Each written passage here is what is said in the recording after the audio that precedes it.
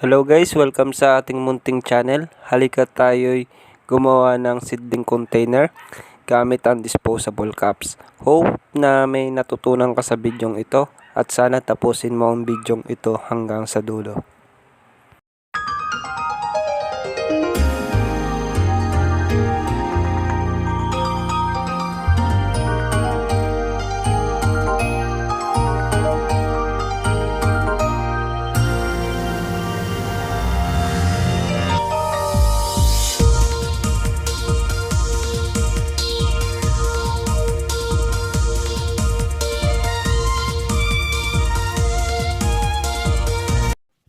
So guys, halika guys, tayo gumawa ng DIY seedling container. So guys, kung wala kayong seedling box o wala kayong DIY seedling box, pwede din itong gamitin itong disposable cup sa paggawa ng seedling container. So guys, mamaya ipapaliwanag natin kung bakit maganda tong disposable cup sa pagpupunla o indirect planting. Na guys, so guys, ang ginawa natin dito sa disposable cups is binutasan na natin yung puwet para lumabas yung tubig at hindi ma-stuck. Maganda guys kung magpapainit na lang kayo ng bakal o pako, tapos itutusok nyo lang guys para magkabutas. Yan guys.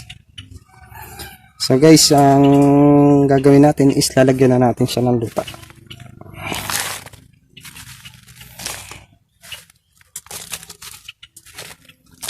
Yan.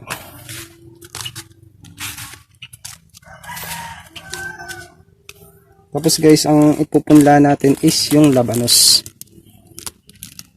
Yan. Yan tayo ng labanos.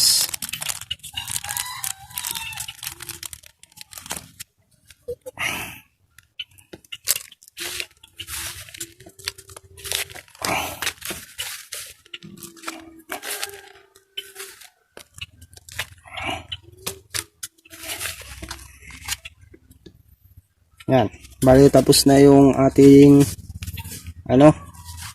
DIY seedling container. Yan.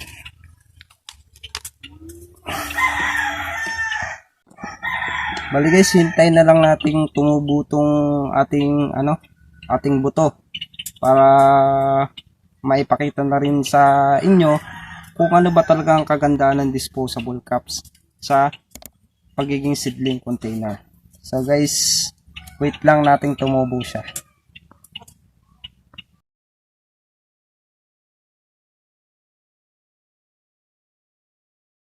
Kung nakikita nyo, okay na yung ating pinunang labanos. Alikat tayo mag-transplant. Ay, ipapaliwanag ko rin guys kung anong kagandahan ng pagpupunta dito sa disposable cups.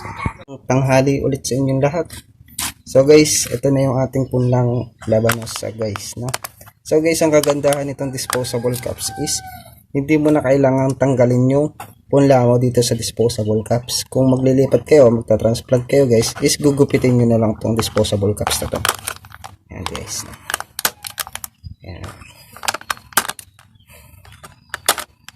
Tapos guys, tanyayin nyo lang guys. Tanyayin nyo lang guys.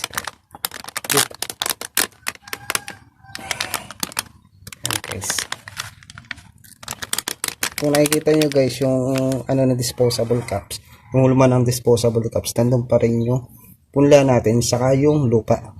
So guys, kung magtatang advantage lang ito guys, kung wala kayong seedling box, mas maganda na dito na lang kayo magpunla. Dahil yung disposable cups, pwede nyo pang ibenta pagkatanggal ng ating punla. Ayan guys. Saka guys, hindi nyo na kailangan bunutin tong ating pinunla dito guys, no?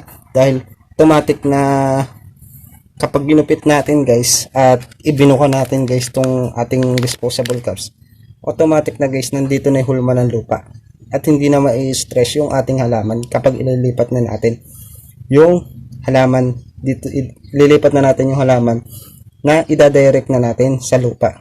So guys, yan ang kagandahan guys ng ating seedling container na disposable cups. So guys, hope na may natutunan ka dito sa video ito guys, no? Like and subscribe na lang sa aking channel para updated ka sa mga future videos na i-upload natin, no? At huwag nyo rin din kalimutan guys na i-follow ang aking Facebook page dahil guys doon ako nagka-update ng mga videos or photos na sa ating mga tanim, no? Sa ating mga halaman tinatanim. So guys, hope na natutunan ka ulit dito sa video ito. Hanggang dito na lang ako guys, and happy planting!